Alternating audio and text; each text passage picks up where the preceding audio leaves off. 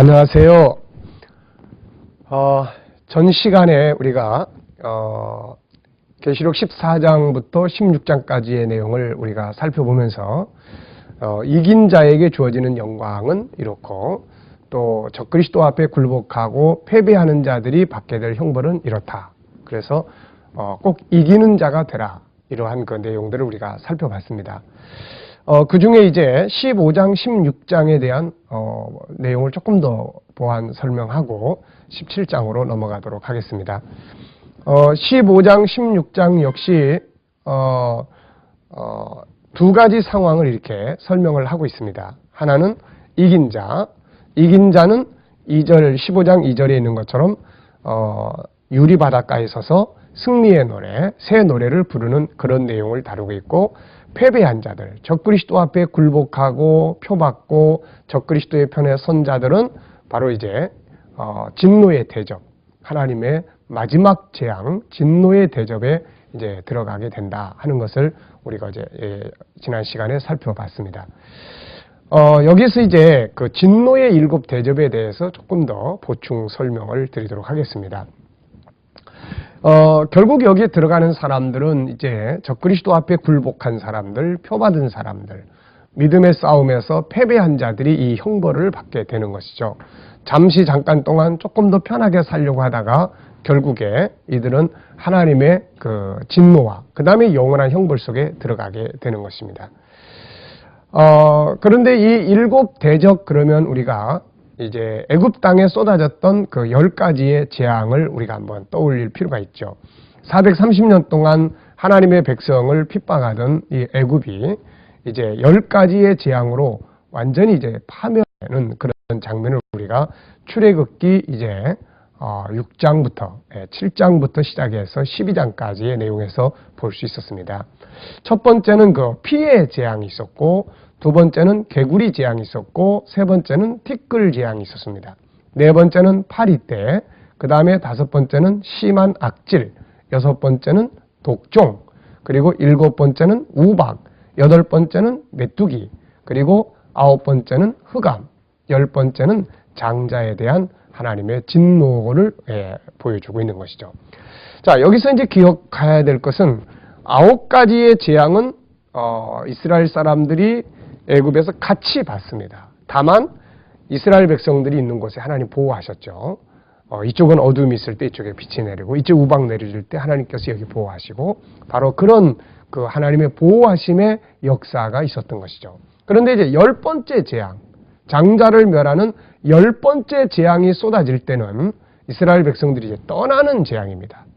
세상은 완전히 망하지만, 애굽은 완전히 망하지만, 이스라엘 백성들은 새로운 땅, 새하늘과 새 땅, 새로운 세계를 향해서 가게 되는 첫 번째 날이 될 수 있었던 것이죠. 자, 이러한 것들을 우리가 염두에 두고 이 16장의 7 재앙을 우리가 이해를 공부를 하도록 그렇게 하겠습니다. 자, 그러니까 이 7 재앙도 역시 동일한 성격을 가져요. 그래서 6 재앙까지는 이 땅에서 벌어지고 마지막 7 재앙으로 끝나는데, 우리 성도들이 7번째 재앙이 쏟아지는 그날에 우리들은 다 변화돼서 새로운 세계로 들어가게 되는 이런 과정이 있을 것이다. 이렇게 이제 보고 있습니다. 자, 그러면은 중요한 것은 이제 요 7 대접 재앙이 언제 쏟아지는 거냐? 언제 쏟아지는 거냐? 자, 이 부분을 한번 우리가 보겠습니다. 자, 여기가 바로 이제 남북 전쟁이 요 앞에 있다. 남북 전쟁. 그리고 이제 이 적그리스도가 등장을 해서 이런 세계의 그런 경제 정치적인 부분들을 이제 해결해 나가면서 영웅이 되고, 그러면서 이제 어느 시점에서 이렇게 한 일회의 언약을 맺습니다. 평화의 언약. 그래서 요 일회의 언약이 절반의 요 기간 동안에는 평화의 기간이에요. 평화의. 평화의 기간. 그래서 유대인들은 예루살렘 건축하고 그 다음에 제사와 예물을 드리고, 우리 기독교에서는 복음이 땅끝까지 전파되게 되고, 이런 그 평화의 기간입니다, 이게. 그래서 이 기간을 1260일 이렇게 하나님께서 자기 백성을 양육하시는 그런 기간으로 우리가 살펴봤습니다. 자, 그런데 이제 요 후반부, 여기에 들어서면은 이제 요 후반부는 이 후반부는 뭐예요? 바로 핍박의 기간이죠. 적그리스도의 핍박의 기간. 그래서 다니엘서에서는 요 기간을 이 한때, 두때, 반때. 요한계시록 13장에서는 42달 이렇게 설명을 했습니다. 자, 그러면은 이제 이때의 무저갱에서 귀신의 영, 적그리스도 영이 올라와서 이 사람을 사로잡으면서부터 이 사람이 적그리스도가 되는 것이죠. 그러면 이제 이 7 대접은 어느 때쯤에서 쏟아지게 되는 것이냐? 명확한 시점은 알 수 없지만 분명한 것은 바로 적그리스도가 성도들을 핍박하는 요 과정에서도 이 어디 후반부쯤 된다는 거예요. 후반부쯤. 네. 그래서 이 기간이 아니라 적그리스도 등장한 다음에 성도들을 핍박해 가는 그 어느 후반부에 들어서서 요 7 대접이 쏟아지는 거예요. 7 대접이 쏟아집니다. 네. 그래서 첫 번째, 두 번째, 그 다음에 세 번째, 네 번째, 다섯 번째, 그 다음에 이제 중요한 것이 여섯 번째. 그래서 이 여섯 번째 대적과 여섯 번째 나팔은 똑같은 사건이다. 나팔, 여섯 번째 나팔, 여섯 번째 대적. 네. 내용은 뭐냐면 유프라테스 강을 중심으로 한 동서의 전쟁이다. 네, 동서 전쟁. 그래서 이때는 성도들은 이 전쟁에 들어가지 않는다고 그랬죠. 왜냐하면 감옥에 들어가 있거나 다 피해 있거나 숨어 있거나 하나님의 보호하심 속에서 살고 있는 바로 그 시점이란 말이죠.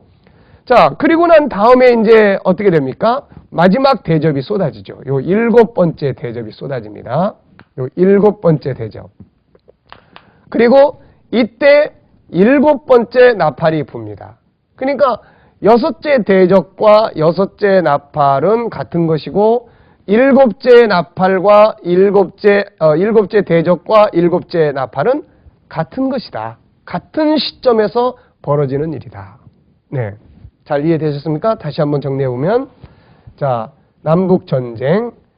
자, 이제 적그리스도가, 이땐 적그리스도가 아니죠. 이 사람이 등장을 해서 전쟁 이후에 어떤 그 경제 문제, 정치 문제들을 풀어가는. 그래서 세계적인 영웅이 되고 각 나라와 족속과 백성들이 다 이 사람을 추종하는 바로 이런 시점이 이제 되는 거죠.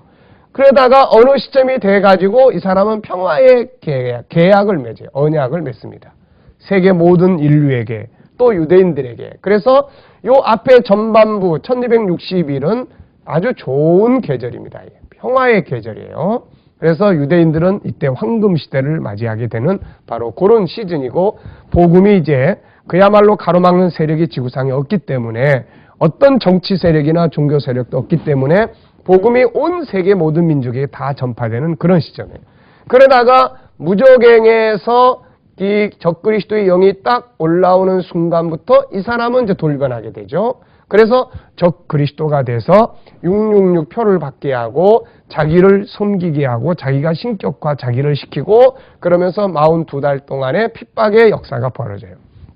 그러다가 요 후반부쯤 들어서서 7 대접이 쏟아지기 시작합니다. 첫째, 둘째, 셋째, 넷째, 다섯째. 네. 그래서 첫째 대접은 독한 헌대가 납니다. 독한 헌대. 짐승의 표 받은 자들과 우상 숭배자들에게. 두 번째 재앙은 바다가 다 피가 되고, 세 번째 재앙은 물과 강과 물 근원이 피가 돼서 사람들이 마실 물이 없는 이런 재앙이죠. 그 다음에 넷째 재앙은 이제 하늘에 태양이 이 열을 쏟아내서 사람들이 다 타 죽는 이런 재앙. 그 다음에 다섯 번째는 이제 짐승의 보좌에다가 이 대접을 쏟음으로 인해서 사람들이 아파서 고통스러워하고 괴로워하고 이제 이런 내용들을 이제 적그리스도의 센터가 완전히 이제 여기에서 고통받는. 그러다 보니까 이런 것들이 계기가 돼서 동서 전쟁이 벌어지는데, 이게 바로 6째 대접. 나팔로는 6째 나팔. 이게 또 동일한 사건이다.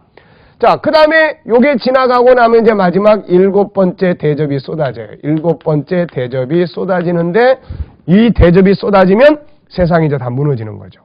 이 세상 완전히 다 무너지게 되는 상황이 벌어지고 이때 이제 성도들은 변화돼서 하나님 나라의 영광에 참여하게 되고 그게 바로 7번째 나팔이다. 그런 이야기예요. 그래서 이 7째 대접이 쏟아질 때 뭐라고 이야기했습니까? 17절에 보좌로부터 나와서 가로되 되었다. 영어로는 it is done 이렇게 이야기를 하고 또 21장 6절에 가서 보면은 역시 이 7째 나팔도 뭐라고 하냐면은 똑같이 it is done 그런데 우리 한국 성경에는 이루었도다 이렇게 표현했어요. 이거는 성도들을 위한 이야기입니다. 이거는 세상을 심판하시는 재앙의 이야기예요. 여기 이제 아벨 이후에 피 뿌렸던 이 세상 그리고 앞으로 갈수록 더 타락과 방탕으로 깊이 빠져들어가는 세상 그 세상에 대한 하나님의 진노 마지막 진노가 다 됐다 이렇게 이야기하시는 거고 여기는 이 에덴에서부터 출발한 천국운동의 역사 이제 하나님 나라의 구원의 역사 모든 것이 다 완성되는 그래서 이루었도다 이렇게 말씀을 하고 있는 것입니다. 자, 이게 이제 바로 이 7 대접 재앙에 관계된 내용입니다. 그래서 어느 시점에서 이게 벌어질 것인가에 대한 내용 조금 보충해서 말씀드렸습니다. 자, 그러면 이제 17장과 18장으로 넘어가도록 하겠습니다. 자, 이제 세상은 다 이렇게 끝났어요. 심판받고 그랬는데 성경은 또 다시 뭔가를 이야기를 하고 있습니다. 그래서 이 부분은 우리가 어떻게 이해를 하면 좋으냐면은 이제 재판관들이 이제 법원에서 판사가 이제 형을 선고하지 않습니까? 뭐 사형 혹은 뭐 무기징역 또 아니면 뭐 20년 뭐 이렇게 형을 선고한 다음에 뭘 이야기하냐면은 선고 이유를 이야기해요. 선고 이유. 네, 선고 이유. 왜 이렇게 형을 내리게 됐다. 이 죄악, 이건 도저히 용납이 안 된다. 뭐 이런 어떤 판결을 하게 되는 이유를 이제 설명을 이제 하게 되는 것이죠. 비슷한 상황이다. 이렇게 보시면 됩니다. 그러니까 16장은 하나님의 7 대접 재앙으로 세상이 완전히 다 무너지는 이런 내용들을 이제 보여주고 있잖아요. 그러면 이제 도대체 이 세상이 왜 창세기 1장에 보면은 하나님이 천지와 만물을 창조하시고 하나님의 보시기에 심히 좋았더라. 31절에 이렇게 말씀하고 있는데 그 좋았던 세상, 그 아름다웠던 세상이 왜 이렇게 무서운 재앙으로 심판을 받게 되고 멸망에 이르게 됐느냐? 그 이유가 뭐냐? 이거를 이제 보여주고 있다. 이렇게 이제 이해하시면 되겠습니다. 그래서 17장 1절을 보면은 또 7 대접을 가진 7 천사 중 하나가 와서 내게 말하여 가로되 이리 오라 많은 무리에 앉은 큰 음녀에 받을 심판을 내게 보여주겠다. 그러니까 심판을 받게 되는 이유, 이 세상이 왜 심판을 받게 되는지에 대한 원인, 이유를 여기서 이제 설명을 해 가게 되는 것입니다. 자, 그래서 이제 17장과 18장은 바로 이 세상, 하나님이 창조하신 그 좋은 세계가 왜 이렇게 무섭게 진노를 받게 되느냐에 대한 그 배경을 이야기하는 것이다. 이렇게 보시면 되겠습니다. 자, 그러면 이제 17장은 이제 하나의 원인이 되고, 그 다음에 18장은 그 결과로 이제 무너지는, 네, 이런 내용을 다루고 있습니다. 그래서, 18장에 무너지는 심판이 결국 16장의 내용이고 결국 계시록 6장의 6째 인을 뗄 때 벌어진 이야기고 그리고 계시록 11장에 7번째 나팔을 불게 될 때 세상 나라가 그리스도의 나라가 됐다고 하는 이 말씀 속에 세상 나라가 다 무너지는 이런 내용들이 다 들어있는 거죠. 자, 그러면 이제 17장을 먼저 한번 보겠습니다. 17장. 자, 17장은 세상이 왜 무너지게 되느냐 보면은 이 음녀 때문에 무너지는 것이다. 이런 이야기예요. 그래서 17장 1절 다시 한번 봅니다. 또 7 대접을 가진 7 천사 중 하나가 와서 내게 말하여 가로되 이리 오라 많은 물 위에 앉은 큰 음녀의 받을 심판을 내게 보여주겠다. 자, 여기서 큰 음녀가 등장합니다. 큰 음녀. 자, 다시 말하면 이 세상이 왜 망하느냐? 이 큰 음녀 때문에 망하는 거예요. 음녀. 네, 큰 음녀 때문에. 그럼 도대체 큰 음녀라는 게 도대체 뭐냐 이거? 이 음녀의 정체가 뭐냐? 이런 부분들을 살펴보겠습니다.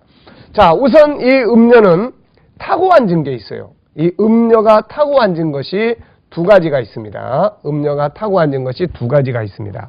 하나는 1절에 보면은 많은 물이 있어요. 많은 물. 많은 물을 타고 있습니다. 자, 그러면 이 많은 물은 뭐냐? 이거는 뭘 이야기하는 것이냐? 이 부분에 대해서 설명하고 있는 것이 바로 15절입니다. 15절. 자, 15절을 한번 보시죠. 15절을 보시면은 15절. 또 천사가 내게 말하되 네가 본 바 음녀에 앉은 물은 무엇입니까? 자, 백성. 자, 백성과 그 다음에 무리와, 네, 무리와 그 다음에는 열국과, 네, 그 다음에는 방언들이다. 이렇게 설명하고 있어요. 그러니까 어려운 거 없지요. 성경 자체가 설명하고 있으니까요. 자, 이 음녀가 많은 물 위에 타고 앉아 있는데 이 음녀가 타고 앉은 물은 우선 백성들이다. 사람, 개개인이죠. 사람. 그 다음에 무리, 이건 공동체죠. 공동체, 사회, 공동체. 그 다음에 열국, 나라. 네. 그 다음에 방언, 언어다. 네. 세상에 이런 여자가 어디 있겠습니까? 많은 물이 앉아있는데 백성들, 사람들을 다 타고 앉아있어요. 이 여자가. 사회를 타고 앉아있어요. 나라를 타고 앉아있어요. 언어를 타고 앉아있어요. 네. 과연 이게 뭘까? 네. 그 다음에 또 두 번째는 이제 뭘 타고 있느냐? 네. 두 번째는 뭘 타고 있습니까? 이제 3절을 2절부터 보죠. 땅의 임금들도 그로 더불어 음행하였고 땅에 거하는 자들도 그 음행의 포도주에 취하였다 하고, 예, 이 땅의 임금들이 이 여자하고 전부 음행을 합니다. 그리고 땅의 임금뿐만 아니라 거하는 자들이 전부 음행의 포도주에 취해. 이거 참 마지막 때 될수록 이 성적 타락에 대한, 성에 대한 죄악, 이것이 정말로 심각한 상태가 되는 거예요. 온 세상이 이 여자와 음행을 하는 거예요. 자, 그 다음에 이제 3절에 보면 성령으로 나를 데리고 광야로 가니라. 내가 보니 여자가 붉은 빛 짐승을 탔습니다. 자, 두 번째로 타고 앉은 것. 뭐예요? 붉은 빛, 짐승을 타고 있다. 네. 근데 이 붉은 빛 짐승을 타고 앉아 있는데 이 짐승의 몸에는 참남된 이름들이 가득하다. 교만하고 하나님을 대적하는 이름들이죠. 그리고 7머리예요. 7머리. 7머리와 네, 10뿔. 우리는 이게 뭔지 알고 있죠. 이미 다 공부를 했기 때문에. 자, 이거에 대해서 이제 이게 뭘까? 요거는 7나라죠. 뭐 다시 설명 안 해도 될 겁니다. 7나라. 애굽, 아수르, 바벨론, 메데바사, 그다음에 헬라, 구로마, 신로마. 바로 이 7나라입니다. 자, 그러니까 위에는 모든 나라를 타고 앉았어요. 그런데 이 밑에는 그 중에 대표적인 나라가 바로 요 7나라다. 대표적인 나라가 7나라다. 사실 인류 역사에 가장 큰 영향을 미치고 인류 문명의 발전을 가져온 그 역사적인 나라들은 바로 이 나라들입니다. 이 나라들. 우선 애굽, 그 다음에 아수르, 아시리아, 그 다음에 바벨론. 뭐 지금도 바벨론의 문화 찬란하죠. 바벨론. 그 다음에 메데바사, 페르시아의 문화. 그 다음에 헬라. 모든 사상, 철학, 그 다음에 뭐 문화, 예술이 다 이 헬라에서 나온, 여기에서 지배되고 있는 거죠. 그 다음에 로마. 헬라의 철학과 문화, 예술이 꽃피운 것이 바로 로마 시대 아닙니까? 그래서 온 세계가 로마, 유럽의 사상과 정신, 서양의 사상과 정신을 오늘날 세계가 다 안고 가고 있다. 그런 이야기죠. 자, 그래서 여자가 타고 앉아있는 내용은 우선 백성, 사람 하나하나, 공동체, 그 다음에 나라인데 그 중에 7나라가 대표적으로 소개되고 있다 하는 이야기입니다. 자, 그래서 이제 이 여자가 이제 이렇게 되고 있는데, 자, 그러면 이제 그 다음에 한번 보십시오. 이제 타고 앉은 거는 뭔지 우리가 봤어요. 그런 다음에 보시면은 이제 4절입니다. 여자는 어떤 모습을 갖추고 있느냐. 자, 여자는 우선 자줏빛을 입고, 자줏빛. 자, 자줏빛, 붉은 옷입니다. 자줏빛과 붉은빛 옷을 입었다. 네. 보통 사치와 형락을 우리가 말할 때는 붉은 빛들입니다. 얼룩달룩하고 막 빨간 거죠. 그 다음에 금과 보석과 진주로 꾸미고, 금과 보석, 네. 사치죠, 사치. 금과 보석. 그리고 손에는 금잔을 가지고 있어요. 금잔. 그런데 이 금잔 안에 들어있는 것들이 아주 고약한 것들이 들어있습니다. 금잔 안에 가증한 물건이 들어있어요. 우선 첫째는 가증한 것. 요거는 우상입니다. 우상. 가증한 것. 우상. 네. 귀신 숭배하는 거예요. 우상.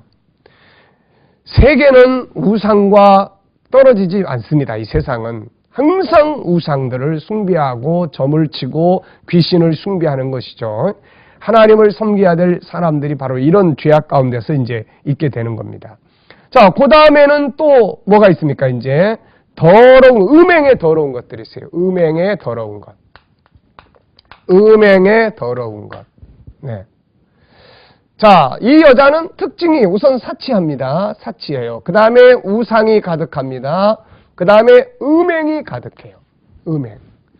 자, 여러분, 음행이라는 것은 뭘 말할까요? 음행이라고 하는 것은 하나님께서 처음에 사람을 지으실 때 남성, 여성, 네, 이렇게 지었어요. 그 다음에 가정을 이루는데 일남, 일녀, 이렇게 가정을 만드셨습니다. 여기에서 벗어나는 것이 음행이에요. 여기에서 벗어나는.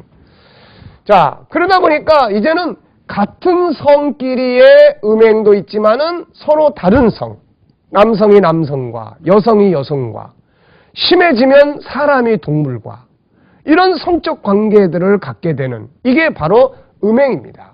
그런데 요즘에 우리는 정말로 이런 타락을 눈앞에서 보면서 많은 사람들은 소돔과 고모라 같다, 이런 이야기들을 하고 있습니다.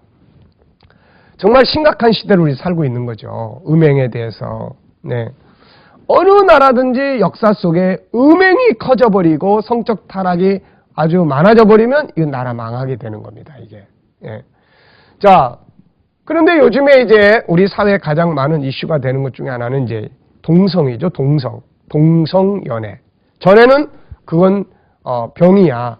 그래서 정신질환이야. 그건 치료받아야 돼. 그러다가 이게 조금 더 가면서 이거는 그냥 다 개인의 권리야. 개인의 취미고 개인의 권리야. 이건 어쩔 수 없어. 그러다가 이제 좀 더 가가지고서는 동성 간의 사랑도 이거 아름다운 것이다. 또 동성애자들이 결혼을 할 수 있다.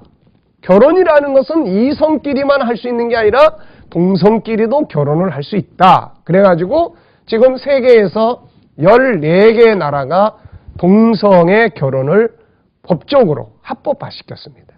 요 근래에는 프랑스가 바로 그 합법화시켰고, 미국에서는 9개의 주에서 합법화시켰고, 소위 말하면 선진국이라고 하는 유럽의 나라들, 네, 뭐 스웨덴이라든지 노르웨이라든지 또 무슨 뭐 뉴질랜드라든지 캐나다라든지 또 뭐 스페인이라든지 프랑스라든지 뭐 영국도 이제 곧 하게 될 것 같고요. 그러니까 이런 희한한 시대를 우리 살고 있습니다. 이게 개인의 취향이나 이게 뭐 개인의 질병이나 뭐 이렇게 볼 수 있는 부분들까지라도 그렇다면 그건 개인적으로 해결해야 될 문제다. 그런데 이제 이런 문제가 바로 이제는 합법적으로 이루어지게 되는 이런 상황들을 우리가 지금 맞이하고 있다. 그런 이야기예요. 여기에서 오는 가치관이나 혼란이 엄청나게 많아질 것이다. 그런 것들을 우리가 고민하지 않을 수가 없게 되는 것이죠. 다음 시간에 계속 이어서 진행하도록 하겠습니다. 네, 수고하셨습니다. 감사합니다.